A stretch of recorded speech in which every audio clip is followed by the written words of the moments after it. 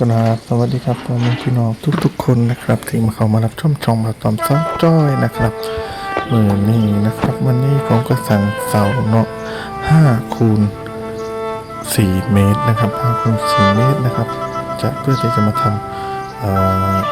ำที่จอดรถแล้วก็ห้องนอนนะครับแล้วก็ห้องเก็บของอะไรต่างๆนะครับโครงการสร้างโครงหลังคานะครับ12 เมตรคูณ 24 เมตรนะครับ12 เมตรคูณ 24 เมตรนะครับผมเดี๋ยวมารับชมคลิปกันเลยนะครับผมในการก่อสร้างแต่คลิปนี้จะเป็นการสั่งเสาและยกเสาลงครับ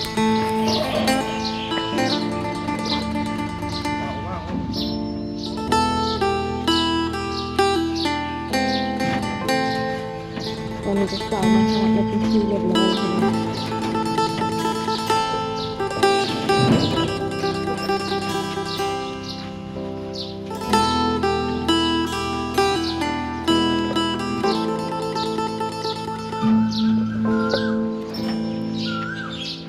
แล้วบริเวณที่สิเฮ็ดต่อเติม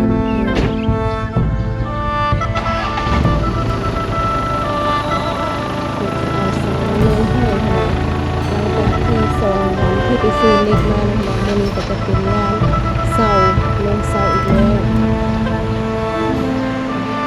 ประมาณอาทิตย์นึงก็คือว่าสิเสร็จหรือบ่ค่ะอยากให้มันแล้วไวในภายอาทิตย์นึงนี่แหละเพราะว่าสิได้กลับมาเนี่ยลืมเพิ่นอาทิตย์นึง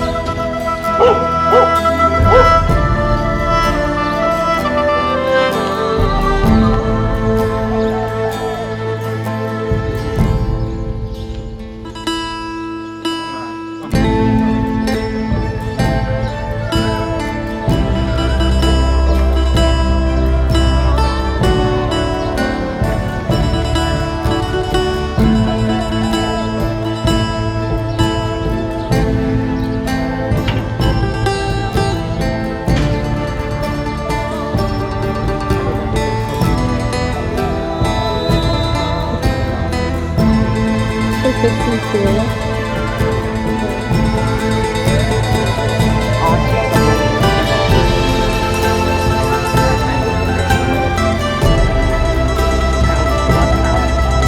คือสิบเลวเนาะอาทิตย์หนึ่งนี่ตกเป็น3 เดือนอะไรนี่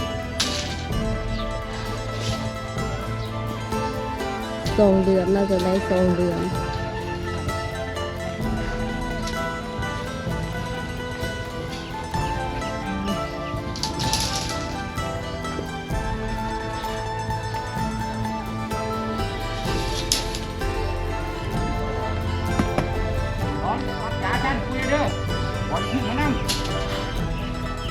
เดี๋ยวจะขึ้น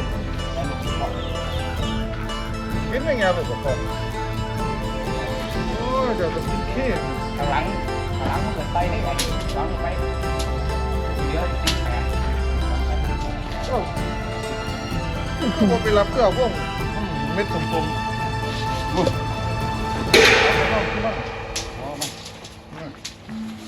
น้องพี่น้องนี่ให้ร้านสาวกองพาวให้เก่งเฮงลงเล่น โอ้ถ้าทีมรู้สึกขึ้นไม่เป็นยัง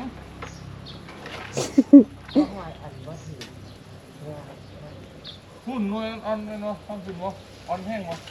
ต้องมีเกลืออะไรดิ เกก็เอาลงเลยนะ มันก็หน่อยเอากระมะพร้าวน้ำหอม เอาตัวนั้นแหละเอาเซ่นั่นแหละ นี่มะพร้าวใช่นี่นะนวลอ่อนมันก็เอามันกินนี่นวลที่เขาถือฟันต้นกิน ฟันบะทุกต้น บ่ให้ฟันต้นเนาะเอาฟันต้นเดียวพอตรงนี้มันบ่ได้อีหยัง มันก็ถือตอกแล้วเหมือนจะเดือด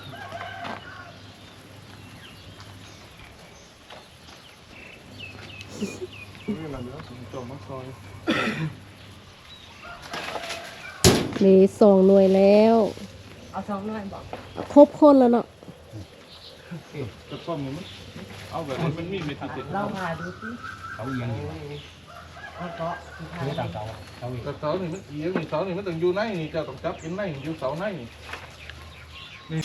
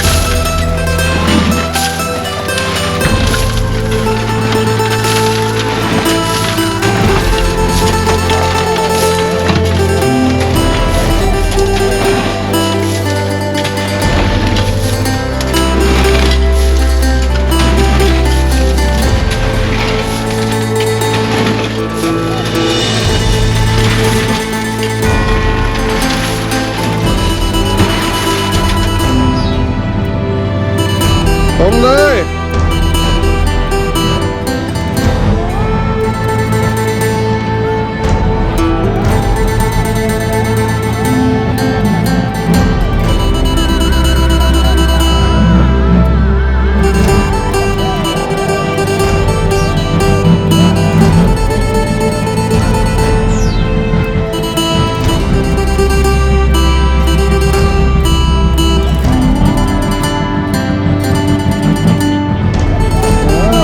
เทเลยเทเลยโอ้สีหน้ามันเรือดิน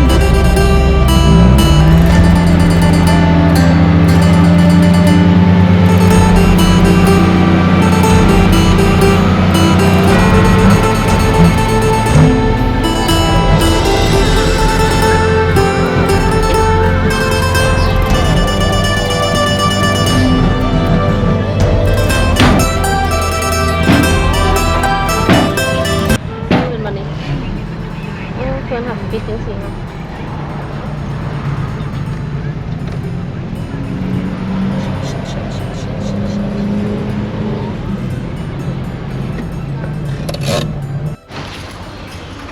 กำลัง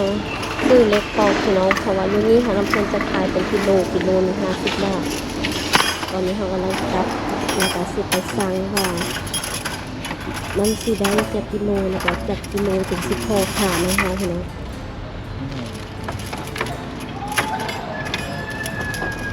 มาอยู่บ้านเนาะแบบ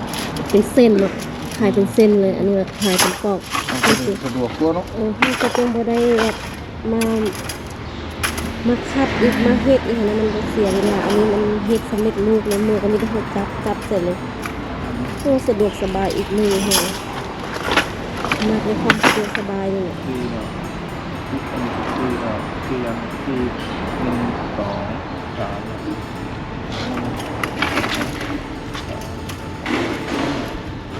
3 ตัวบังเธอมีครบทุกอย่าง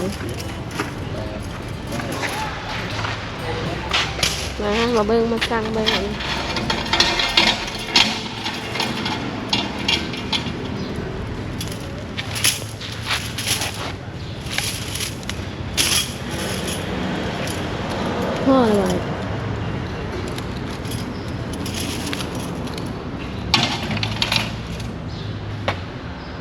เก้ายังไม่ฮอด10 กิโลกิโล 400เกือบ200,000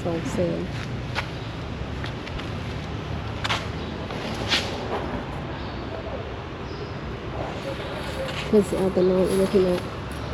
ไว้เฮ็ดลักหัว อันนี้ของเขาเองเป็นเสาหัวอยู่แล้วใช้เองใช้เสาแล้วจะเป็นเสาหัว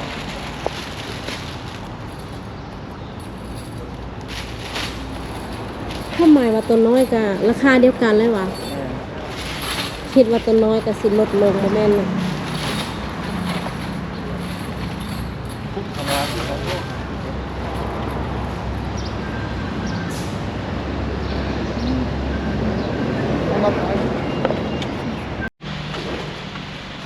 โมโหเลยนะ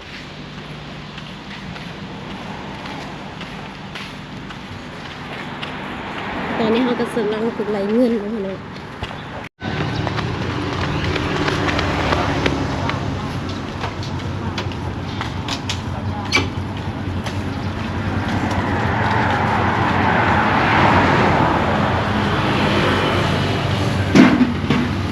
ของเต็ม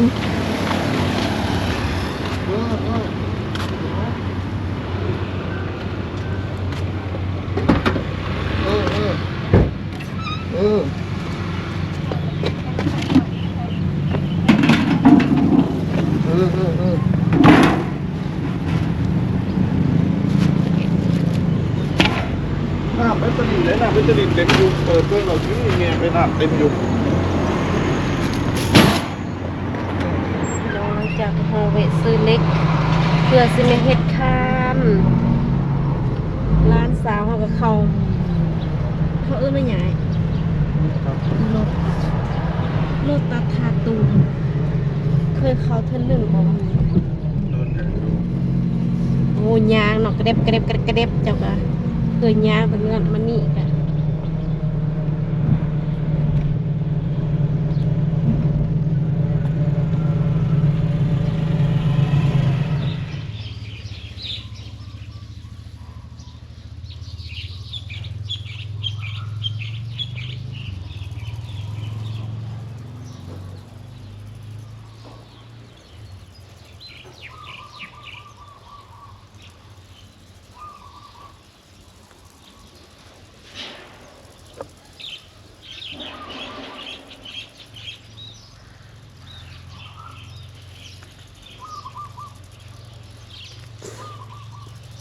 จะพามาเบิ่งการที่เพิ่นเลี้ยงตะกะเตนนะพี่น้อง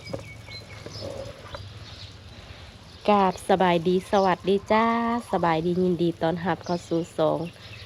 น้องจ้อยสาวนาดีนะพี่น้องมื้อนี้น้องจ้อยก็จะเปิดคลิปในสภาพแบบกำลังเฮ็ดเรียกแล้วนะพี่น้องกำลังหุงข้าวแล้วก็ล้างถ้วยทำกับข้าวพี่น้องแต่ตอนนี้สาวจอยก็จะมาเปิดคลิปในบรรยากาศ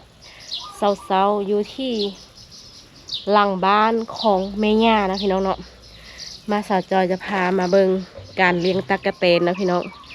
การเลี้ยงตั๊กแตนของป้าอิ๋วนี่พี่น้องสาวจอยมารอบใดนี่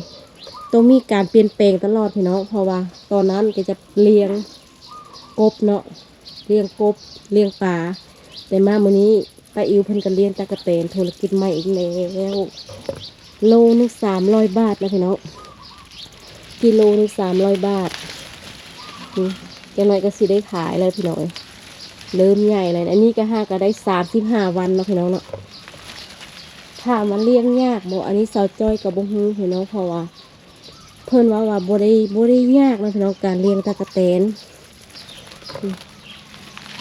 เบิ่งพี่น้อง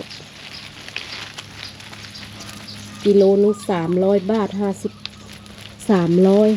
บาทบางอันกะถ้าว่ามันลงพี่น้องก็300หลายแห้งนะ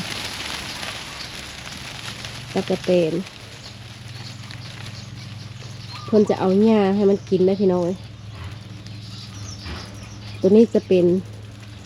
ได้35 วันเรามาเบิ่งตัวนี้แบบนี้มาเบิ่งตัวนี้พึ่งได้เบาะอันนี้ก็ได้กะซี่อันนี้ก็ประมาณ30 วันก็เท่ากันพี่น้องตอนนั้น35นี้30 วันก็คือวันใหญ่ละ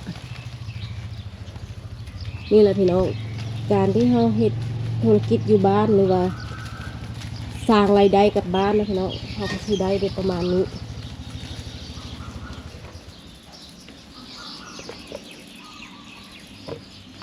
บรรยากาศอยู่ที่หลังบ้านอันนี้หลังบ้านเนี่ยก็สิเตรียมต่อเติมนะพี่น้องหรือว่าเฮ็ดกระเทิบหรือว่าต่อเติมบ้านหั่นล่ะแต่ยังว่าทันในต่างเสาเพิ่นก็เพิ่งมาส่งเมื่อวานนี้พี่น้องนะพี่น้องถึงสาวจอยจะอยู่ไทยพี่น้องแต่บ่ลืมข้าวเหนียวอีสานบ้านเฮาสาวจอยก็ลักเอาข้าวเหนียวออกมานึ่งอยู่ข้างนอกนะพี่น้องเพราะว่าทางในเพิ่นใส่แก๊สแม่นบ่แต่ถามว่าแม่ย่าหายบ่ได้หายพี่น้องเพราะว่าสาวจอยก็เกรงใจเนาะเกรงใจว่าถ้าว่าเฮาไปนึ่งแก๊สมันก็คือสิเปลืองแก๊สไปอีกนะพี่น้องแล้วสาวจอยก็มันนึ่งข้าวเหนียวอยู่ข้างนอกพี่น้องมาเบิ่งสาวจอยจะให้เบิ่งว่าถึงเฮาสิอยู่ไทยพี่น้องแต่สาวจอยหันบ่ได้ลืมข้าวเหนียวจำปลาแดกเด้อจ้ามาเบิ่งน้ำเดียวว่าสาวจอยนึ่งข้าวเหนียวอยู่ใส่ แทนนี่กินข้าวเหนียวจำปลาแดก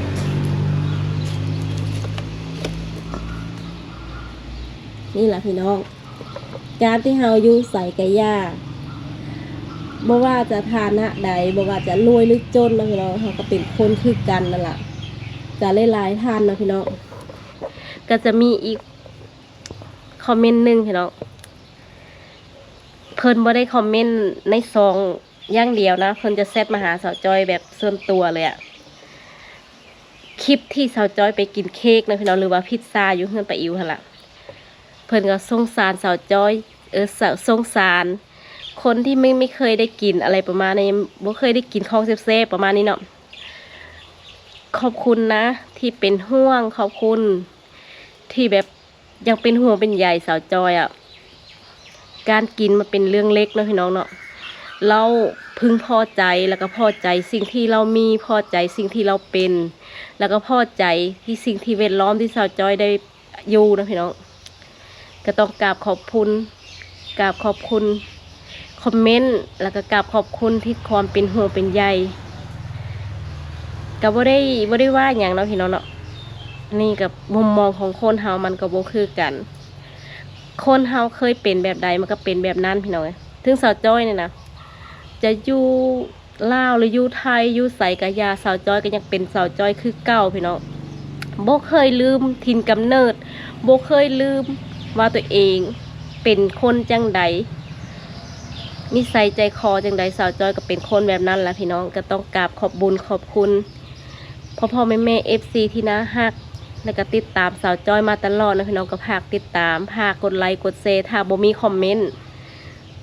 ถ้าบ่มีคนติดตามสาวจ้อยก็บ่มีฮอดมื้อนี้พี่น้องก็ต้องกราบขอบบุญขอบคุณพ่อแม่พี่น้อง FC ที่น่าฮักพ่อแม่ทุกท่านนะพี่น้องเนาะตอนนี้สาวจ้อยก็นั่งนึ่งข้าวเหนียวจ้านี่อยู่ใส่กะยานะพี่น้องเขาต้องมีข้าวเหนียวอ่ะข้าวเหนียวเป็นข้าวอีสานบ้านเฮาเป็นอาหารที่ขาดบ่ได้เป็นข้าวที่สาวจอยลืมบ่ได้อีหลีพี่น้องตอนนี้นั่งทาข้าวเหนียวเฮาสุกข้าวเหนียวจำปลาแดกบางทีสาวจอยก็จะตำส้มตำแต่นมไทยยังว่าทันในตื่นแต่สาวจอยอะมานึ่งข้าวก็พากกดไลค์กดแชร์พากติดตามสาวจอยนำเด้อน้องจอยสาวนาดี